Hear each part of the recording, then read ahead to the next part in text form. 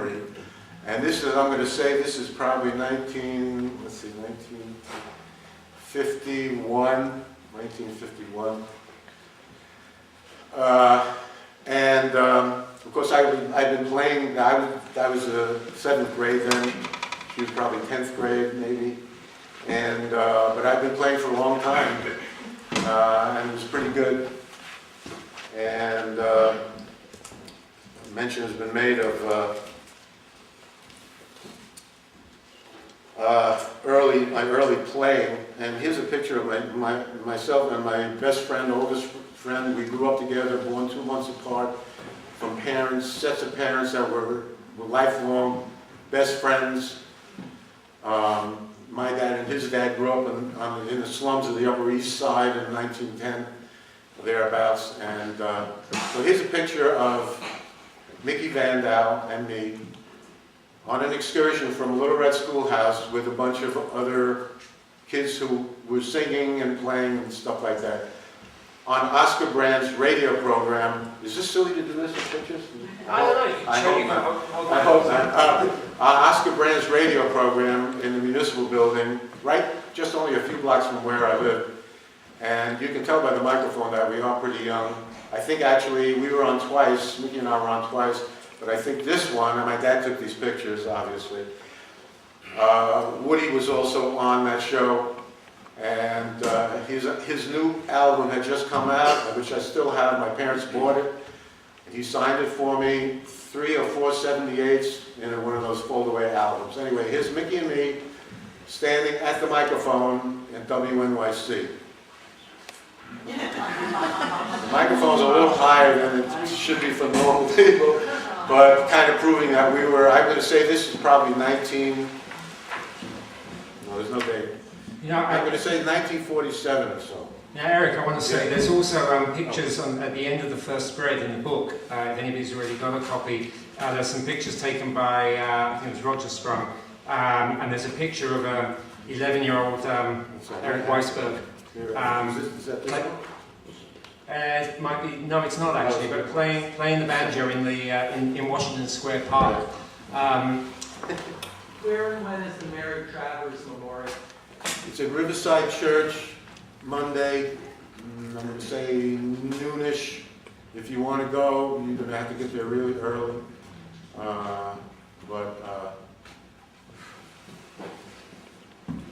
This is happening too often now, you know. I mean, especially for us in the folk, maybe not especially, for us in the folk world. Too many people are leaving us, and it's extremely depressing. But here's another picture from the same era. My dad took also. This is a picture of Pete standing with Betty Sanders, who was one of the popular female folk singers back then, on stage alongside Fred Hellerman and Ronnie Gilbert, and right over here is Lee Hayes. This picture is signed by Pete and Fred and Ronnie, and also by Pete on the back again, Peter Seeger with a banjo.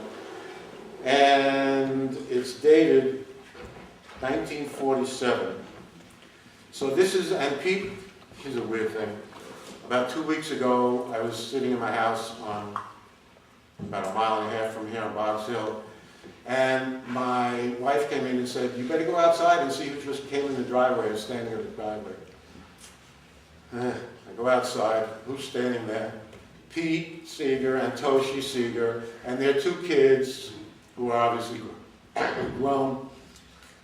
But Pete and Toshi and her father and mother and brother lived in the house that I bought in 1970, which I had no idea about when I bought it. My neighbors told me this. So they'd come to check out the house to see how it had changed. I mean, you know, my life and Pete's have kind of been like this since, I'm going to say, 1944 or 5, when I got a double dose of Pete coming twice a summer to Woodland and twice coming to Little Red Schoolhouse. And he is my basic all-time music hero and inspiration for everything that followed. It's highly entwined, but Pete verified that this is before they were actually Weavers. It says 1947 at Webster Hall, which was down near the Village, and a popular place for having these hootenannies. Wingdings, by the way, are, according to Pete and I think Woody, wingdings are hootenannies in the daytime. Anybody ever asks you that? Eric, can I ask you what, like, because I know we've unfortunately somebody's going to be sound checking here tonight as well. But what was it when you were taking lessons from Pete on the banjo? Did you feel like you were looking up to him at that point? As like, did he seem like an icon in sort of that period of the very late 40s when you were taking banjo lessons? Yeah, I would have to say definitely, because he was so inspirational. He was inspirational for almost anybody who ever hears him. And I would say yes, because by the time I was taking lessons, I was probably, Mickey and I both were in his class, my friend Mickey here. And we had gone to these little wingdings at Pete's apartment, sub-basement apartment on McDougal Street.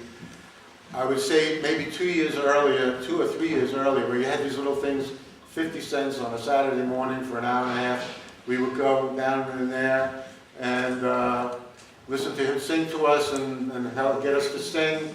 And occasionally he had guests, and the guests were, as you can imagine, Leadbelly, Cisco Houston, who 20 years after that, I got to play on Cisco's first and I think only solo album, just me and Cisco, so that's kind of bizarre thing.